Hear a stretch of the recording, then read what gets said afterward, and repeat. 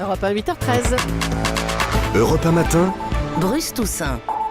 Voici l'aventurier de la vérité, Laurent Guimier, le vrai faux de l'info sur Europe 1. Bonjour Laurent. Bonjour Bruce, bonjour à tous. Ce matin, vous passez au crible l'agenda diplomatique du nouveau président chinois. Oui, parce qu'on en parle suffisamment depuis ce matin. Notre président à nous vient de poser le pied sur le sol chinois et c'est un sacré symbole pour la ministre du Commerce extérieur, Madame Nicole Bricq. Nous sommes les premiers sur l'agenda du nouveau président chinois.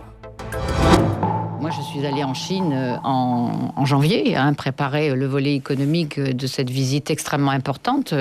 François Hollande va être le premier chef d'État européen reçu par les nouvelles autorités chinoises. Alors, François Hollande est vraiment le premier Européen à rencontrer le nouveau président chinois, vrai ou faux ?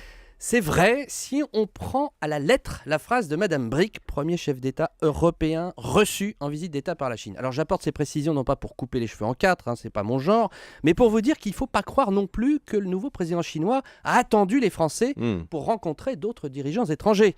J'ai vérifié l'agenda de Xi Jinping depuis son arrivée au pouvoir, depuis le 15 mars, et il n'arrête pas. En 42 jours, il a rencontré et discuté avec le président russe Poutine, la présidente brésilienne, les chefs d'État indiens et sud-africains, à l'occasion d'un sommet des économies émergentes. Début avril, il a accueilli en Chine, cette fois-ci, ses homologues finlandais, kazakhs, mexicains, cambodgiens, birmans, à l'occasion d'un forum économique, une sorte de Davos asiatique.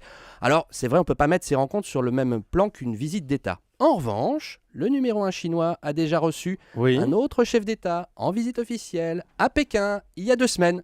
Il s'agit du très influent sultan de Brunei du 5 au 7 avril.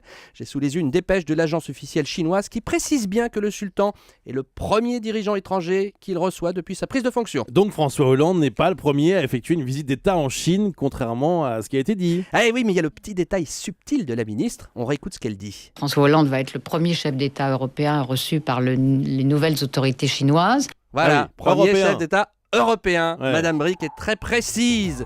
Contrairement à Martine Aubry d'ailleurs, qui dans le JDD disait premier chef d'État tout court. Mais enfin ça c'est une autre histoire. Allez, maintenant au boulot, 37 heures chrono pour décrocher des contrats et donc savoir si Hollande va gagner son premier Pékin Express. Oui, merci beaucoup Laurent Guimier.